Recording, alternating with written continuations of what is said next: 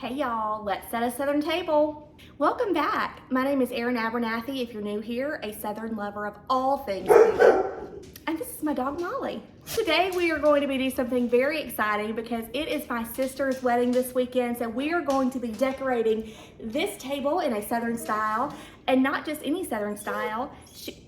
Ma'am, I know you're excited too. Not just any Southern style, but coastal grandmother aesthetic. So if you're interested in that style or just learning how to set a Southern table, then keep watching.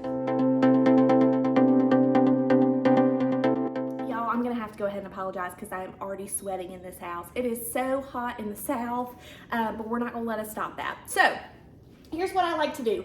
When I'm starting off setting my table and I'm not exactly sure the style I'm looking for, right? I've looked on Pinterest, I've maybe gotten a couple of ideas, but I'm not 100% sure what exactly I'm gonna do. I throw a bunch of stuff on the table, and my bar over here has a bunch of stuff on it with items I own, items I've purchased that I think I may wanna use. So the centerpiece, this tablecloth, I actually got this from Amazon, and I'll have it linked down below. It was I think it's less than $30, something like that. But the reason I love it, it's the blue and white, very coastal grandmother. But as you can see here, let's see if I can find an example. There's a duck, there's a sheep. Where are my dogs at? It's got this cute little pair of dogs on it, and Kayla has 2 dogs. I just thought it was perfect. So I did buy this, and this is what we're gonna start off with. I've already cleaned off my table. I'm gonna move everything off of it and go ahead and get this down, and we'll start working around it.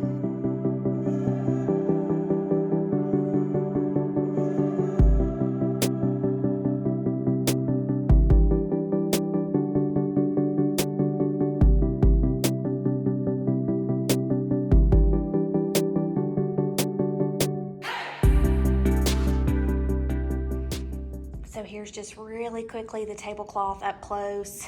I've got all the pretty designs pointed down here. That's where the bride's gonna be. And I just think this is such a beautiful pattern. So next up, I'm gonna use something else I know I want to use, which are these beautiful jute placemats. I got these from Belk, I believe. They were on clearance for $4-ish. So if Belk doesn't still have these, I just got them recently, but I'll link something else similar. But I wanna go ahead and put these down. We have 8 people, so it's gonna be a very crowded table, so I wanna make sure we have room for these kind of things.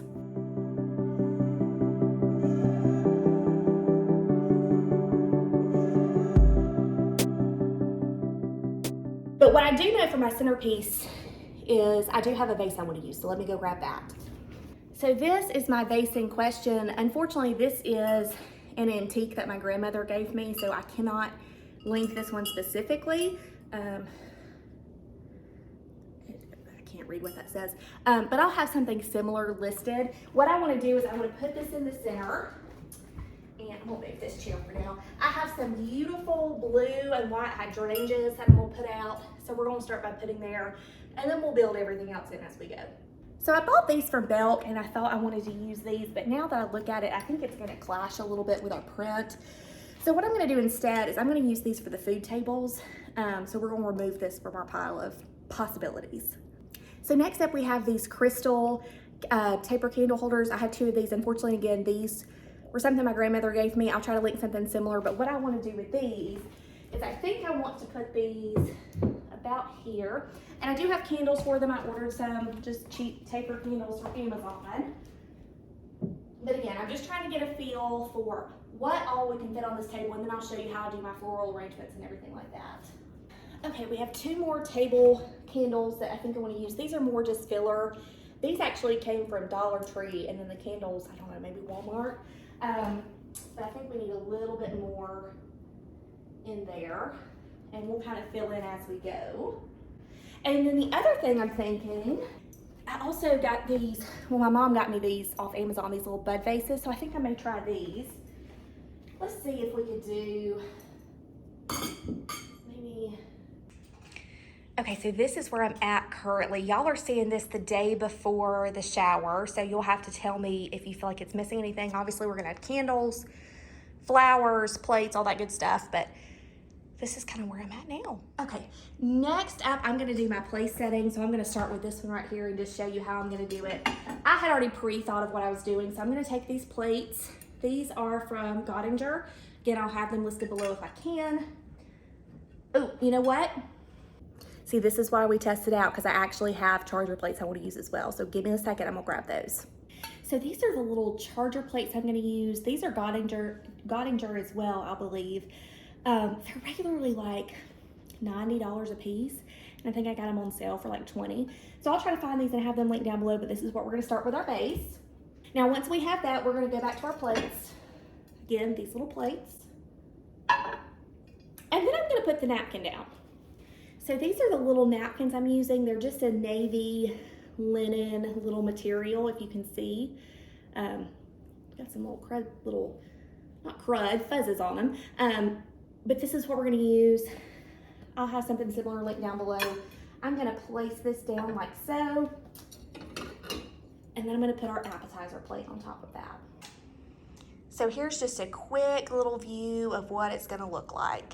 And I do have names that I think I'm gonna put on the plates and silverware and all that stuff, but we'll get that to that in just a second. Okay, now that we have done the plates and everything, we're gonna do the glasses. I'm just using little like beverage type glasses because we do have a mimosa bar. So we will have this little mimosa bar right here. I'll be putting flowers here, fruit's gonna go here. We'll have our different juices right here, and then that's our bottle of Prosecco and our glasses. And then over here, this is still messy, but this will have some of our food, other drinks for people, and then the main food will be in the kitchen. These are the little beverage glasses I'm using. These are just Lennox Tuscany juice glasses. So I actually have an antique set of silverware that was passed down to me that I'm gonna be using for this. So I'm gonna set this out. You start with your fork on your left side. So your fork is gonna be on your left side of your plate. Your knife's gonna be on your right side of the plate. And then I go ahead and put the spoon across the top of the plate. So I'll show you guys that now. And I'll also pop in a little clip. This is antique silverware.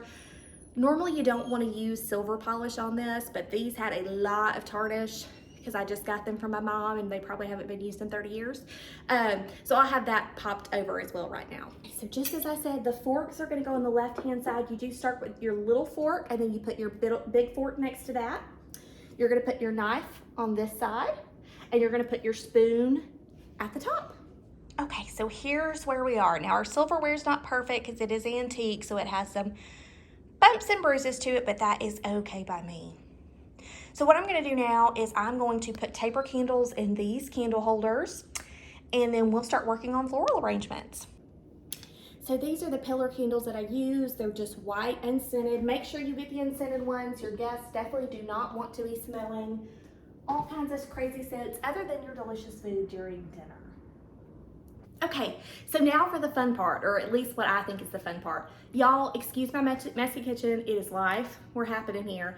But what I'm gonna do is first is I bought all these flowers at Publix, so they're wrapped in plastic. I wish they weren't, but I'm gonna go ahead and get them all out of the plastic, get all the rubber bands off of them, and get them ready to arrange. And y'all, this is gonna make a mess in your kitchen. So don't start with a super clean kitchen, because you're gonna be upset. So as you can see, we got 3 different types of flowers. We got white hydrangeas, we got these blue hydrangeas, and then we got some baby's breath. So that is what we're gonna be working with today. Okay, and like I said, it's gonna make a mess, and it's gonna keep making a mess. So we're just gonna gather all this stuff together and just push it to the side for now. We're not gonna worry about that. Okay, so now to prepare each of these vases, I filled them about 3/4 way with room temperature water. So you wanna make sure it's room temperature so it doesn't shock your flowers. And then I put a little bit of plant food in all of these. So we're gonna get ready. What my vision is to do mostly the blues in this tall vase and then do some whites in these. So let's see how that works out. I am not an expert at this, y'all, but what I will say is you wanna remove any dead bits of foliage or leaves that are gonna be touching the water. That'll keep them lasting longer. And don't be afraid to kind of fluff them out a little bit. Be gentle, but you know, kind of spread them out. And you're gonna wanna trim the bottoms of them. So you can measure it this way. You can stick it in there to measure. I'm just gonna use these little shears. Normally I'd wanna use some garden shears, but I'm sweating and I'm not going to the basement, y'all. So we're gonna do this. And let's see where I want. Yeah, we need quite a little bit off of these.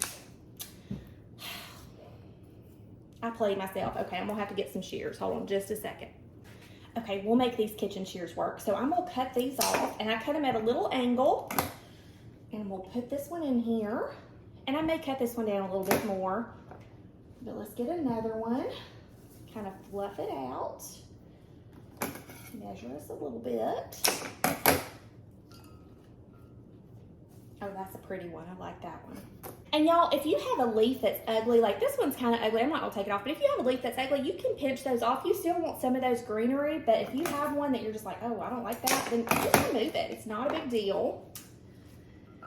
And again, I am no expert at this, but I do like to kind of vary mine a little bit. And you can see that these are slightly different shades of blue. These came from a different pack. These are actually much more full. So we'll kind of mix these in here as well so it meshes well. So like this little ugly leaf, I am gonna remove this. So you just take it at the base and you pinch it and pull it off. So the hydrangeas in this one did pretty much fill it out, but I need a little bit more filler. So that's what I'm gonna use this baby's breath for, and just kind of stick it in different spots. Again, just to give it a little bit more texture. And make sure when you're putting them in that you're pushing the stems all the way into that water. You don't want anything drying out, getting all crusty. And kind of how I like to do it, you just saw me do it. I like to turn it as I go because you can see all the different sides. You know, you may not see a certain angle at one point. It kind of helps you to see if there's going to be any bald patches or spots, because we want it to look good all the way around. And then what I like to do at the end is just kind of fix the leaves. So you can see, like, we've got some of these green leaves. I like the green foliage sticking out, so you just kind of fix them and make sure they're showing the way you want. Make sure no ugly ones are sticking out, unless that's what you want, and then do whatever you want. So I feel good about this one for now. So we're gonna move this to the side, and we're gonna start working on these little babies. So I'm gonna take some of my white hydrangeas, and we're gonna have to cut these pretty short. So I'm gonna go ahead and cut them. See, y'all, I'm real bad about not doing the measure first, cut once, or whatever it is. I just get in here. Oh, throwing stuff everywhere.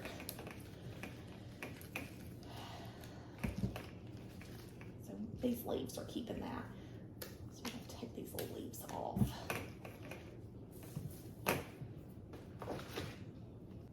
Okay, so we've got our 2 hydrangeas in here, and now we're gonna put some baby's breath in there. This hydrangea is a little too long. She's moving and grooving too much in there. We don't want that. So we'll, beautiful. Let's cut this one down a little bit too. We'll do that one.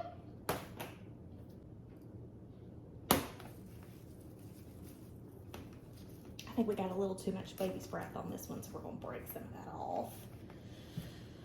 Okay. We've got one more. That's a real thick hydrangea, but it's pretty. Okay, and we are done. Now, we did have quite a bit of baby's breath left over, so I think I'm gonna, you know what? I may just use this to do it for another small arrangement on another table. So we'll use that for something else. Okay, y'all. So once I got it on the table, I realized that third little white floral was too much. I have lit our candles and put our names, and this is it. So if you enjoyed this video and you're looking for more Southern lifestyle home and fashion type videos, go ahead and subscribe to my channel. Click the notification bell. That way you're notified every Tuesday and Thursday when I post. And if you're interested in how this brunch goes, I will have a video in the next coming weeks about the wedding and all the festivities. Y'all have a great day.